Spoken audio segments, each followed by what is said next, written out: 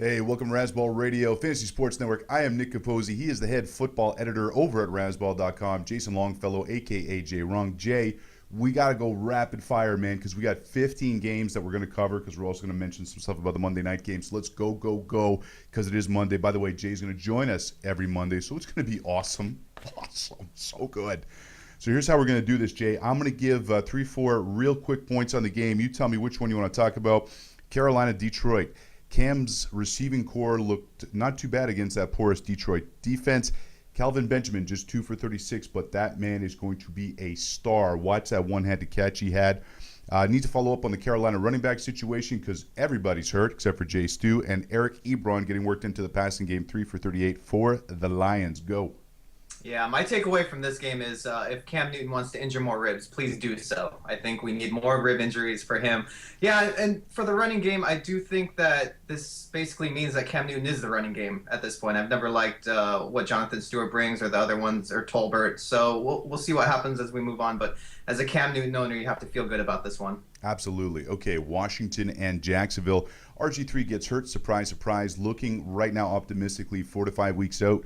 But Kirk Cousins sliced and diced the Jacksonville Jaguars. 22 for 33, 250 yards, 2 touchdowns. If RG3 misses 5 weeks, Kirk Cousins will get the Giants, Seahawks, Cards, Titans, Cowboys.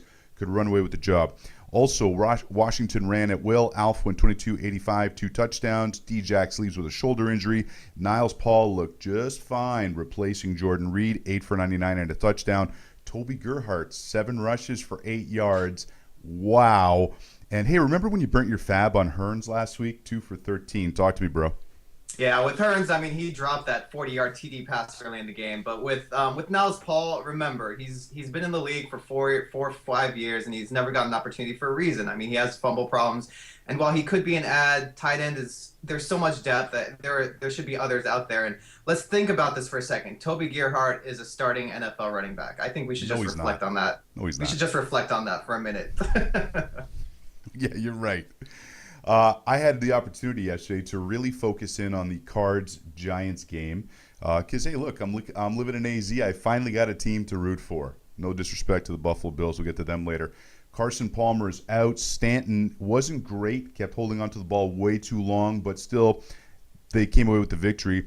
Ellington's foot looked fine. He went 5 for 91 on the ground, also had a catch, but it was actually he had a higher yard per average. It's because he ground out the last couple of attempts to burn off the clock. Dwyer's going to vulture some TDs there.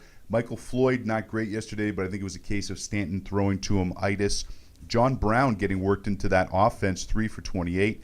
And AZ couldn't generate a pass rush on Eli, yet he still didn't look great. Larry Donnell, though, the safety net, 7 for 81. 2 good games in a row for Larry Donnell. Yeah, he seems to be the only Giants receiver that's not using wax on his hands for some reason. So, again, Victor Cruz looked pretty bad. When he did get targets this week, he dropped them. 60. I mean, right, he's dropping balls like a 12-year-old Hebrew class, like that's what's going on. And I didn't even get that joke. Okay. Well, I guess I'm not even Jewish, but I guess you'd have to be Jewish maybe for our Jewish listeners or watchers. But yeah, Michael Floyd, I've already filed the missing persons report. It's just with Drew Stanton there, who knows what's going to happen. Ellington did get his numbers, so keep on wearing that boot, I guess. Yeah, absolutely. Listen, we're not going to go into the Adrian Peterson situation right now because we're going to see what happens and what the fallout is before we kind of drill down on that. So let's just talk from a fantasy perspective right now. So in that New England-Minnesota game, other than the TD catch and run, Matt Asiata didn't look great. 13 rushes, 36 yards, 5 catches for 38. They were looking for him, but I think the guy there is going to be McKinnon, 3rd-round pick this year out of Georgia Southern. Cordero Patterson, 4 for 56. Rudolph, 5 for 53. On the New England side of the ball, Ridley, 25 rushes, 101 yards, and a touchdown. No fumbles. Key point there. Vereen, 6 for 40. Gronk was 4 for 32, but here's the key thing. He played in less than half the snaps, played in about 40% of the snaps. Last year, it wasn't until his 5th game back that he was actually playing the entire game. Break down some stuff for me there. Edelman, by the way, 681 and a touchdown. Yeah, again, Edelman this year seems to be Brady's safety valve. Gronkowski, I think they're taking it slow. I don't know if that's going to help him injury-wise. I'm still surprised he's healthy thus far. But yeah, with Asiata and McKinnon, I think we see a timeshare going forward. I don't think I mean, they're kind of a fringe flex option at this point if your team has no depth. But really, I don't think they should be starting on your team until we see more. Okay, fair enough. But if you are going to go grab a guy, McKinnon, we'll talk tomorrow more about waiver wire ads, but McKinnon, I think, is going to be that guy there. Okay, Dallas and Tennessee. You know who looked dirty? It's DeMarco Murray, 29 for 167 on the ground and a touchdown, but 2 fumbles, 1 on a catch.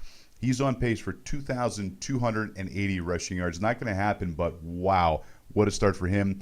Dez goes 10 for 103 and a touchdown. Where's Terrence Williams? Terrence, you're making me look bad here, brother. Can you get back involved in this offense, please? 2 for 20.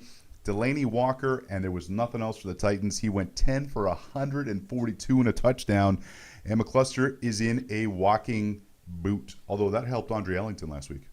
Yeah, it did. Yeah, with Delaney Walker, I actually had to ask Siri who he was after the game. I had no idea I saw that coming. But Dez Bryant doing very Dez things, and I think we saw DeMarco Murray in a nutshell. I mean, for me, he's a guy who does only 3 things in football. He gets touchdowns, he does fumbles, and he gets injured. And he's good for 2 out of 3 each game. So that's what you're playing with there. So just keep your head on the swivel. All right, who would you rather have, DeMarco Murray or Le'Veon Bell?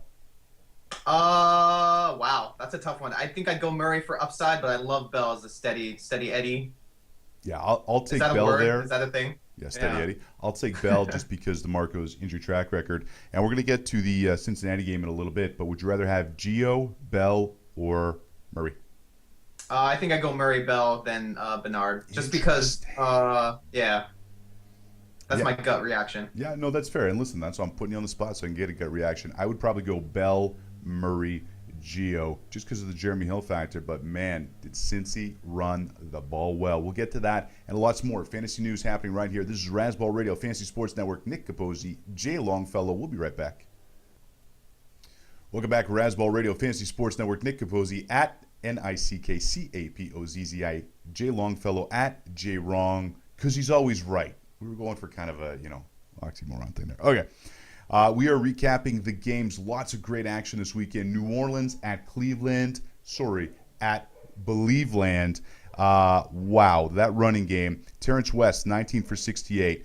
Crowell, 11 for 54. That is a nice backfield complementing a very tough team. Means Brian Hoyer just needs to manage the game. And don't bring Johnny Manziel in in this kind of wildcat faking. Forget it. Just right now, this team is good. That's a very good defense. Andrew Hawkins, 32%. Miles Austin, 9%. Both worth rostering. Mark Ingram, finally healthy. Looks legit. 74% ownership. Jimmy Graham, I don't even need to break him down. Brandon Cooks, though, only 3 for 17. What'd you see in that game, bro? I'm still not sure this is Mark Ingram. Like, are we positive this is Mark Ingram doing healthy. this? I'm not. He looks beastly. In that game last week against Atlanta, those touchdowns he put in, those were tough touchdowns. And they're saying it's the first time he's healthy. And usually you're seeing a lot more of that ball being shared in New Orleans, but it's been going to Mark Ingram, especially in the red zone. Right. I mean, this new power running team that the Saints have is interesting. It's so opposite of what I've seen. I can't believe Ingram is leading the way. I mean, good for him. He's always had the talent. I've always been down on him, but I would love to prove me wrong this season. And, the fact that I had to look to see if Brian Hoyer has outscored Drew Brees is a testament in itself this year. I mean, I actually had to look it up. I'm not even sure. Just the fact that I was thinking about it means there's something wrong here. So I liked what I saw out of West. I liked what I saw out of Hawkins. So look, there was 3 sleeper Ds I've been pumping up all preseason. Cleveland, Buffalo, we'll get to them in a bit, and Jacksonville. Jacksonville making me look like a liar, but Cleveland, that is a very, very tough defense, especially in Cleveland. Man, they can't do anything wrong in Cleveland right now. LeBron comes back and everything turns up aces. All right, Atlanta at Cincinnati. If Atlanta is ever going to be a true contender in the NFL, they got to learn how to play on the road because they did not. Matt Ryan, 22 for 44, 231 yards, 1 touchdown, 3 interceptions. Could not move the ball against that Cincinnati defense. We talked about how dirty DeMarco Murray is. That Cincy running game was incredible yesterday. Gio, 32 touches for 169 yards. Hill, 17 touches for 96. AJ Green's got turf toe, out at least until after the week 4 bye. Talk to me.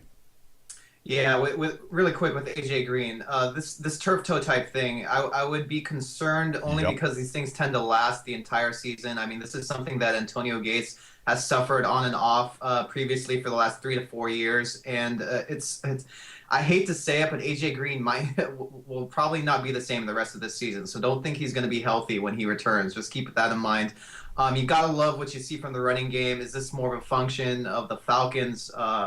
To put it mildly, porous defense. I'm not sure. It's nice that they showcased it, but I'd like to see something more from the Bengals offense against a better defense. But Well, they didn't watching need to. I mean, they just ran the ball right, down their throats. right. But watching Hill kind of basically take over for the law firm's role this week instead of last week, where he wasn't much part of the game, is good for fancy owners in that regard. So. Yeah, absolutely. Both those running backs, obviously Gio, but Jeremy Hill, were starting as well because Atlanta's not that bad. They just can't win on the road. Oh, we lost you. Hey, where'd my buddy go?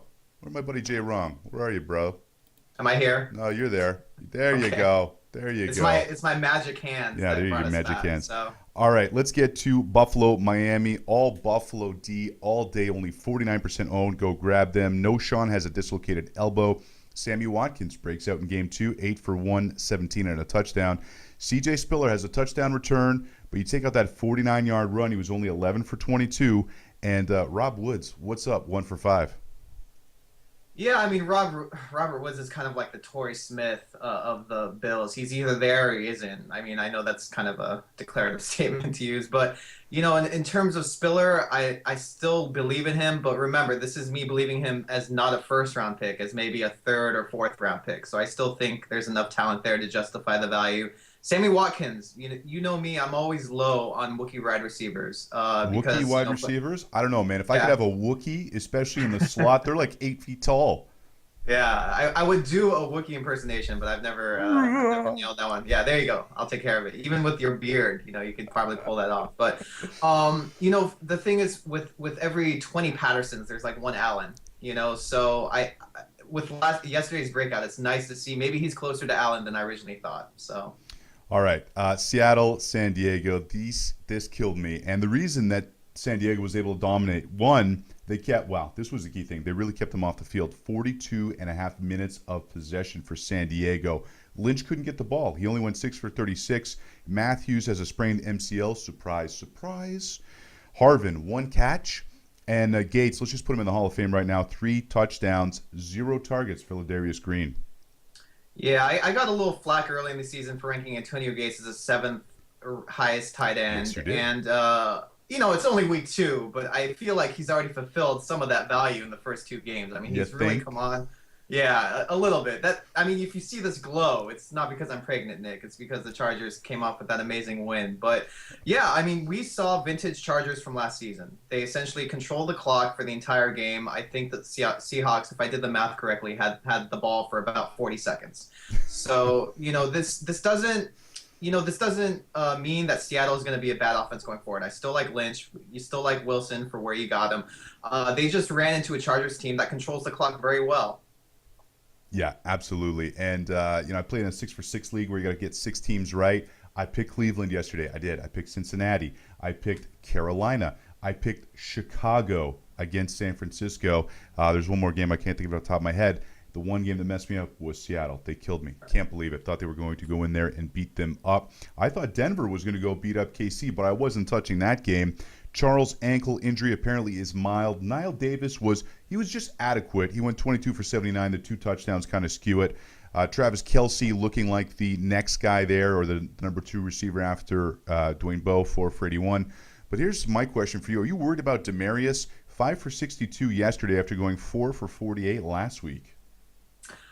I'm not worried yet. I am concerned. Yet. Obviously, he's been missing. I'm still waiting for him to do something, but I can't.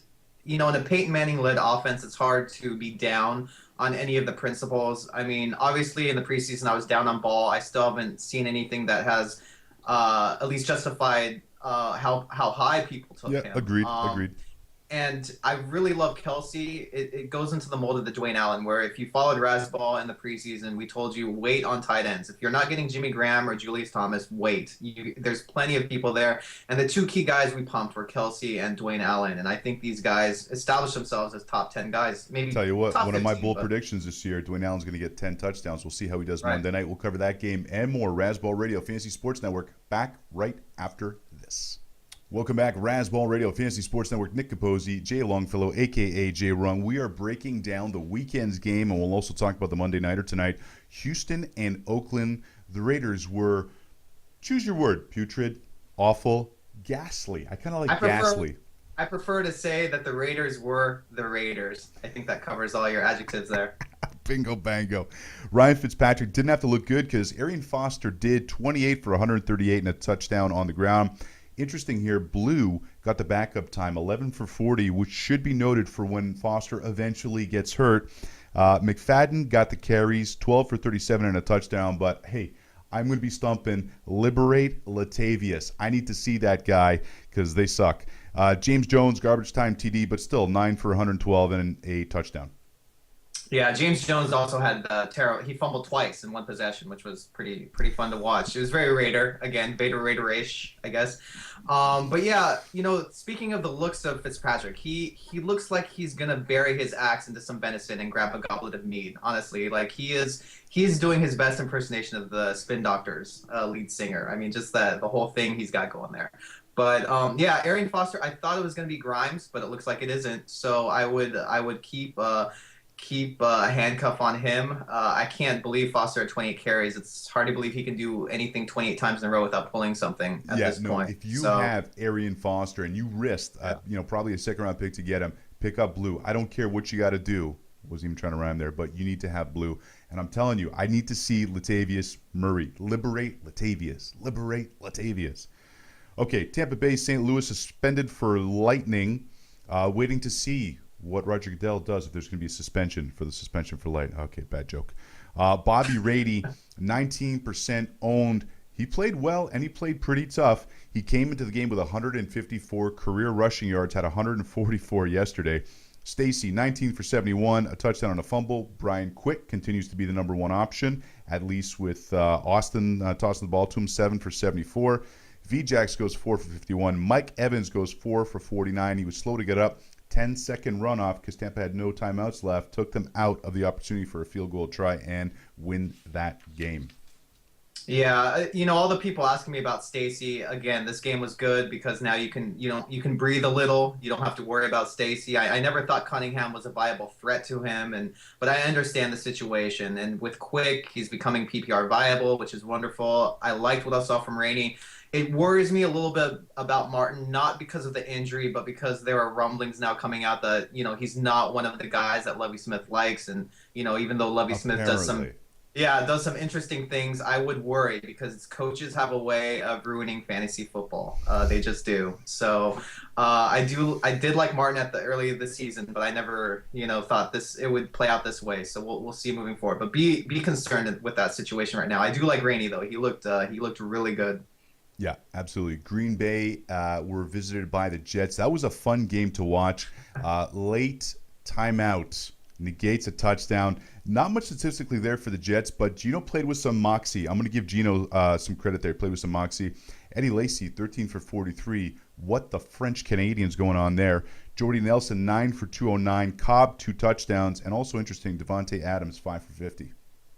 Yeah, I mean, with Geno Smith, it's interesting because each one of Geno Smith's drives is like a Tony Romo game compacted into that drive. I sometimes feel like, he shows 8 levels of awesomeness and 10 levels of derpiness. It's really incredible to watch. But yeah, he does have moxie. I'll give him that. Eddie Lacy, I'm not concerned. I don't know what happened, but I think it's more of an outlier. I think they found their points elsewhere, which was basically Jordy Nelson doing what he does. So congratulations to the Nelson owners out there. Yeah, absolutely. San Francisco at Chicago. Cutler, 4 touchdowns on only 176 passing yards. Guess who was catching him? Brandon Marshall. He looked pretty good at 60% healthy. 5 for 48, but 3 touchdowns. Alshon Jeffrey also got into the game, 3 for 47. Colin Kaepernick, 3 interceptions. Vernon Davis on crutches, having an MRI today. Go. Yeah, I mean, a lot of interesting things at the half. It looked like Chicago was just gonna, lay down and just let it pass, but they came back. Credit to the offense without a healthy Alshon. Obviously, Brandon Marshall came to play. I thought going into early Sunday you'd want to sit both of them just to play it safe, and a lot of people did because you want to always try to play it safe. But it really made you think, wow, I should start Marshall no matter what happens this season, even if he gets eaten by an alligator. I think you got to put his corpse out there. I don't know how many alligators are around NFL, places, but just in case. Oh, just Jacksonville, Miami. Right. Oh my goodness. Okay, tonight's game, Colts, Eagles. I'll be watching Trent Richardson, Ahmad Bradshaw, because Bradshaw was pretty good last week, but he's in the Arian Foster of he will get hurt. T-Rich, please do something. Please, anything, Trent Richardson. And I want to see how many targets Jeremy Maclin gets because he only had 4 catches last week. Take out that one big catch. And also, I want to see who's getting those red zone targets, who's going to be the touchdown maker in Indianapolis. Is it Nix or is it Allen? What are you looking for? Yeah, again, we discussed Allen. I like him, and you know me, I've always been low on Trent Richardson. I know you saw him as a buy low this year, but I said nope. I'd rather have Ahmad Bradshaw at that price. It's telling because last week Ahmad Bradshaw 44 snaps, Trent Richardson 29, I believe. So Ahmad Bradshaw is the better running back. There's a risk of injury, of course, Risk? with this. Yeah, well, This guy's a spokesman for like Blue Cross, man. Well, I think the whole NFL is now injured, so we need to find replacement players at some point. But, I think where you got Ahmad Bradshaw in comparison to Trent Richardson, it's okay if he gets injured. I still think he'll produce more while he's starting. And, on the off chance it's an outlier for him and he's healthy the entire season, he could be that running back, especially in PPR, where Trent Richardson is less likely to outscore him. So it'll be interesting. And I'm a big Wayne guy. I'd really like to see Wayne have a great game tonight. So. All right, who's likelier to play 12 games this year, Foster or Bradshaw? Wow, I think that might just destroy the planet. That kind of question. It's like one of those. I'd say Bradshaw by I don't know. It's tough. Bradshaw just because Foster is more likely to break your hearts. So I don't know. Either one is ugly.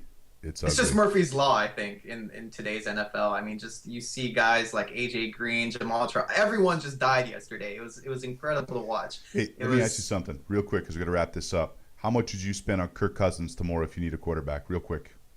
None. I think he's a matchup guy. I think there's better options. I disagree. I like Kirk Cousins. Okay.